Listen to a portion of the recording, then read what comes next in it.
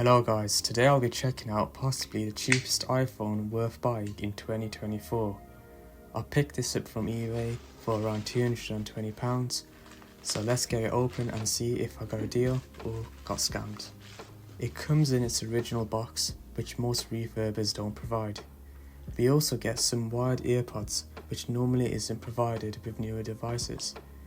A cheapo transparent case, which I'll never use, but is nice to have when waiting for the actual case to arrive.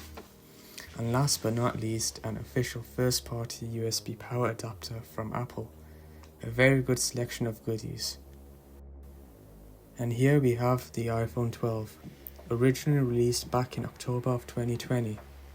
Taking the lid off, we see a protective padding with the iPhone. Looking around it, it looks in a good condition, with a few light scratches on the screen. Overall, the bodywork is good around the phone. In the box, we get a SIM ejector tool and a brand new USB to Lightning cable. I turned the phone on and it booted straight away, as the seller must sell these ready out the box. I'm just playing with the phone, checking that everything is working, brightness and swiping around the screen. Time to check out the battery health. And yes, it does come with 87% health as the seller mentioned. Over 80% health is recommended when buying refurb iPhones. This is the cheapo case that I'm checking out. As I said, I will get a better, more protective one, but it's nice that it comes included. It is a bit tight fit, but does the job well. Here's more of a close look at the screen. Just a few micro scratches. I guess the ceramic shield didn't help that much. It's not noticeable when being used. As you can see, I'm playing some 4K footage just to see if the screen performs well, as this has a Super Retina XDR display, the same as the iPhone 12 Pro and newer. It does look really good and sounds good too. I'm also rocking the 128GB storage variant, as it should be plenty for apps, videos, photos and any software updates.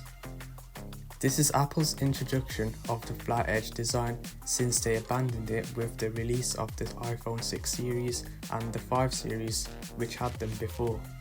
It is a bit awkward to hold, as I'm coming from the 11 Pro, which has a curved design, but it's easy to get used to.